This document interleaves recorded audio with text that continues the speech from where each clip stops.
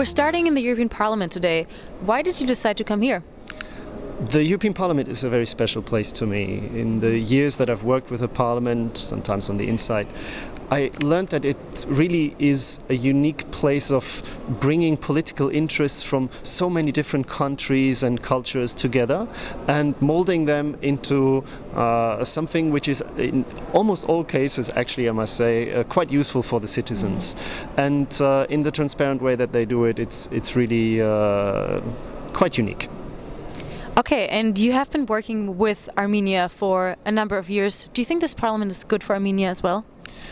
I think it is. It has been one of the forerunners for pushing the EU-Armenia agenda. Obviously, there are sometimes also other countries that represent their interests here, including Azerbaijan, Turkey and some others. So it doesn't mean it's always easy. But once all those interests go into the checks and balances, the outcome has actually been quite good in almost all cases.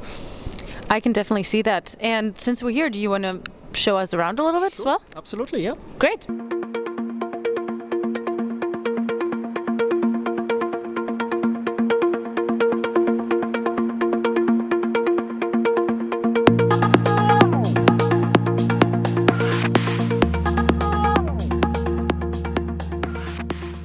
Vilnius has ended with a declaration for Armenia.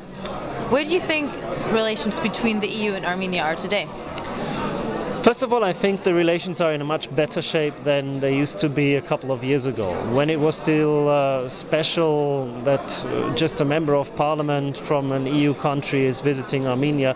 Today, they're also much further developed on a higher level, and that's a good thing.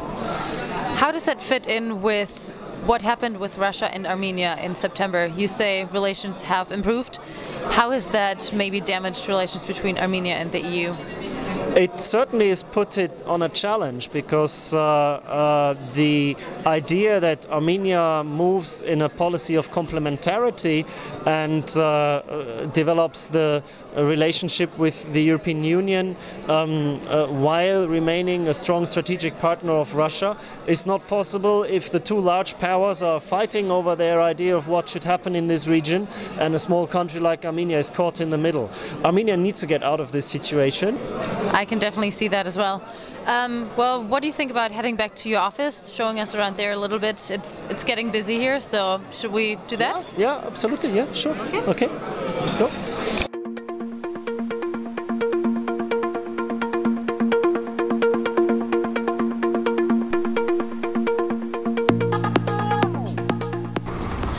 European Friends of Armenia is located right in the center of the European institutions here in Brussels.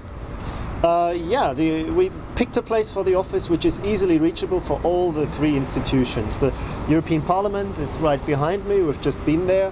The European Commission and the Council are right over there, and from each institution in about 3 to 5 minutes on foot people can reach our office, and this has been good for them and for us, so that we can reach each other most quickly. Being in the heart of Europe, has this NGO accomplished what it wanted to? I think so. I certainly hope so. But why don't we do it like this? Let's go inside and I'll show you a few things. This is a badge from our election observation mission to Nagorno-Karabakh, which was very important for people here to receive information about this. Some newspaper publications. This one here was the call of the Europe-Armenia Advisory Council for the 20th anniversary of Armenian independence. We've sponsored some classic concert in the European Parliament, which was really great. And I think this here is my all-time favorite. It's our mug. I'm a friend of Armenia. People really love putting this on their desk to show to all of their guests that they are a friend of Armenia. And I think that's the way it should be. But you said that you are going to leave. You mentioned that during the Charles Aznavour ceremony in Geneva. Can you say a little more about where you're going and what you'll be doing? Yes, I must say this was, of course, a very difficult decision for me. I will, during the first half of next year, move to Germany to live closer to my family.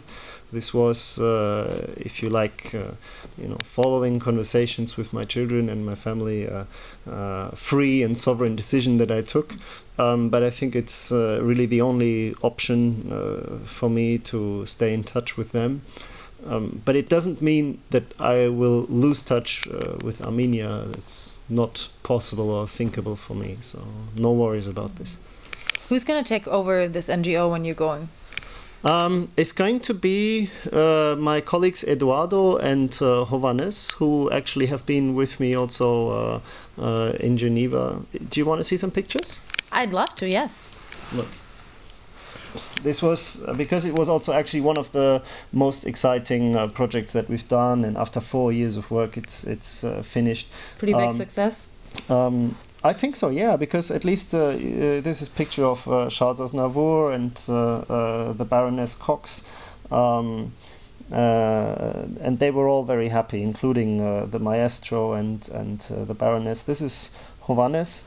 Who is the Armenian side of the new leadership? Who used to be already the director of our Armenian branch for all these years, and who will now focus on managing the new NGO and on the academic contacts, whereas Eduardo is actually going to focus on relations with institutions and, let's say, the political leadership. Speaking of European leadership, are you happy with the support the European Union has offered the NGO? I must say overall we've had quite a lot of support from a lot of people in the institutions, and politically no problem. Anything you are going to be missing about Brussels or the work with the NGO? The rain I will miss, I think, very much. I think so. Sunny, sunshine? Yeah, some sunshine would be great. I'm not really moving to Spain. I'm moving to Germany, so there will not be a big difference. Yeah. No, but Brussels is not a bad place to live. It's very international. Some very interesting people live and work here. But I think what I will miss most is going to be my team.